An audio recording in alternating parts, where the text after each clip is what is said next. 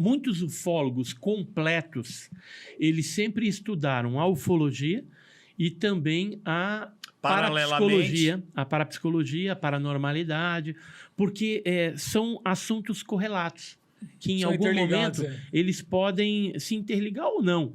Né? Por exemplo, no caso Cláudio, a gente tem seres luminosos, que pode ser interpretado como um fantasma. Sim.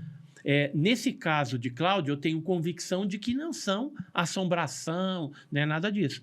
Mas onde que eu quero chegar? Que tanto o fenômeno ufológico como o fenômeno paranormal, eles existem. E se o ufólogo adquirir esses conhecimentos, ele vai conseguir discernir e separar o que é uma coisa e o que é outra. Até porque tem gente que acredita que quando a gente sai dessa vida, a gente vai para uma vida em outro planeta. Uma outra dimensão. Né? Então, outra coisas... coisa. Então tem isso. O espírito fica vagando. Embora eu tenha a minha paixão na ufologia, eu gosto também da parapsicologia. E eu adquiri, ao longo dos anos, aí, alguns equipamentos, né, para fazer a detecção, porque a gente sempre, mesmo na ufologia, tem que usar a metodologia científica. E na parapsicologia também, na paranormalidade, no caça-fantasma, hein? Você tem que usar o ferramental que está disponível para fazer esse tipo de coisa. Embora alguns questionem, mas o equipamento X não é tão confiável. Mas é o que tem para você analisar. Então, quando eu me deparo com alguma situação que possa estar relacionado a fantasma ou uma energia residual, aí a gente faz esse tipo de análise também, até para descartar, não é UFO, é outra coisa. E eu resolvi agora, nos últimos tempos, escrever um livro, né? Eu não terminei ainda, estou escrevendo, então vai chamar o seguinte, Edson Boaventura contando histórias de arrepiar.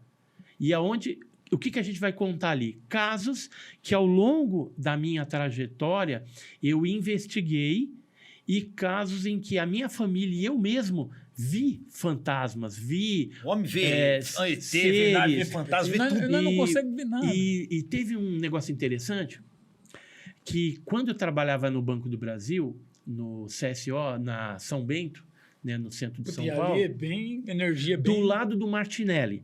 Então, o que acontecia? No Martinelli já era assombrado. E o Banco do Brasil também. E, coincidentemente, eu descobri que os andares assombrados do Martinelli coincidiam com os andares assombrados do Banco do Brasil. O nono andar, o 19º, a parte mais subterrânea, né? Então, tinha alguns locais em que coincidiam a manifestação.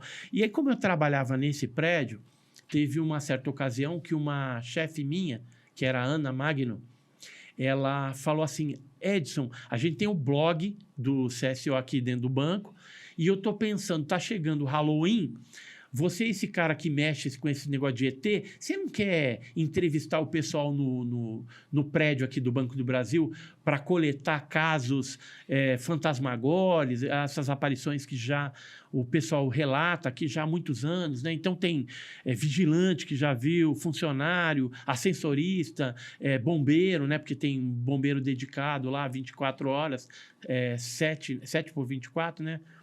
E eu falei, como que eu vou fazer isso, né? Porque eu trabalho, então eu teria que usar um tempinho da minha jornada de trabalho. Ela falou, não, você pode tirar 40 minutos, 1 hora, e aí você vai fazendo isso, gera o artigo para a gente, e a gente vai publicar no blog do CSO, do Banco do Brasil. Eu falei, então fechou. Aí ela disparou para todo o prédio uma circular falando que eu estaria, me dando carta branca, e aí eu passei a investigar. Conclusão, muitos desses casos que eu investiguei naquela época, eu vou publicar nesse livreto, né, que eu tô contando ali. E tem uma experiência que eu vivi, que aí eu vou contar para vocês. Isso que eu quero saber. Conta uma desses aí. Eu sempre fui um cara assim, anti-greve. Eu não gostava de fazer greve. Então o pessoal falava que eu era fura-greve, né? E aí teve uma situação em que estava tendo a greve. O que eu fazia? Eu chegava muito cedo para trabalhar, porque não ia ter piquete ali na porta. E aí, como a minha chefe já sabia que eu era anti-greve, ela me dava a chave para mim poder entrar. Então, eu era das poucas pessoas ali no prédio que tinha a chave para entrar no nosso departamento, que ficava no 19º. E aí, durante um desses dias de greve, eu cheguei bem cedo, peguei o elevador, subi, desci no 19º andar.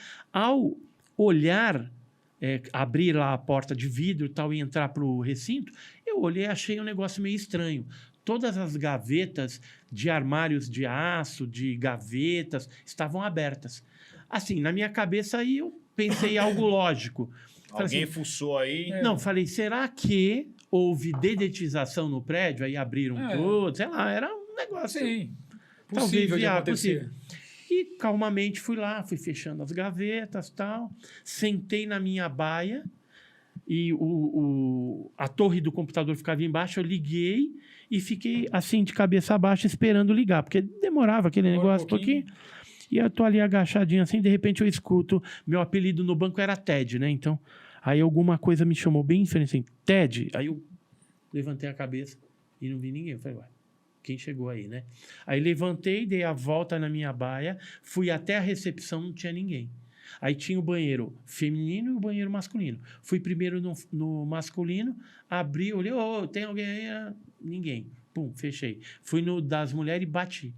Pá, pá, pá, pá, nada. Aí abri assim devagarzinho, tem alguém aí e tal? Resposta nada. Entrei dentro do banheiro das mulheres, olhei, não tinha nada. Fechei, cara. Aí, ó, desci. Você tinha perdido algum amigo no trabalho? Tinha falecido, nada. Então, isso foi assim, eu não cheguei a ver nada, mas eu escutei e havia aquela... Aí, quando chegou o pessoal do RH, que cuida dessa parte de dedetização, era uma japonesa, eu nem lembro o nome, sabe? Lembra o nome dela? Helena, era a Helena. Aí, cheguei para a Helena, falei, Helena, teve dedetização? Aí ela falou, não. Eu falei, mas ela falou, não, tá tudo fechado. Quando a gente foi embora ontem, tá tudo fechado, não pode estar aberto. Eu falei, tava tudo aberto. Então, e fora isso, teve casos assim que a gente pegou de uma faxineira que tinha falecido e apareceu nas câmeras.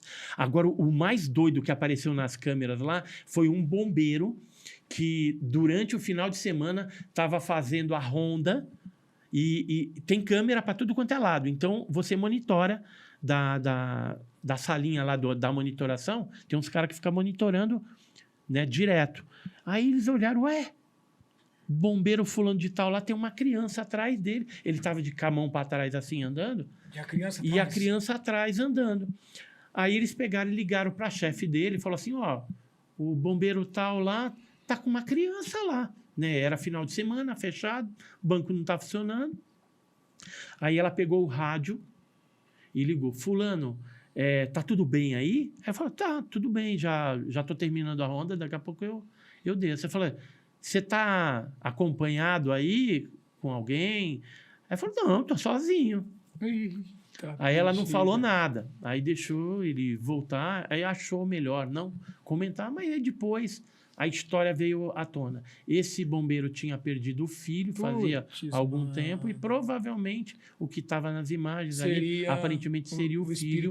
O espírito do filho estava atrás, imitando, inclusive botando a mãozinha para trás, andando. Nossa, então, tem muitas filmagens que eram gravadas ali. Tem uma loira que apareceu depois que o banco tinha fechado num saque ali, estava ali naquele recinto. Aí mandaram a vigilância lá, porque não podia ter ninguém ali. Ninguém. Você já foi no Joelma? No Joelma passei em frente, mas não nunca chegou entrei. a entrar. Não, dizem que lá também é bem complicado. Também é bem assombrado lá. E tinha casos, por exemplo, no 9º andar, em que você escutava a criança chorando dentro de armário. Aí chamava a galera toda lá da vigilância e não resolvia. Você explica...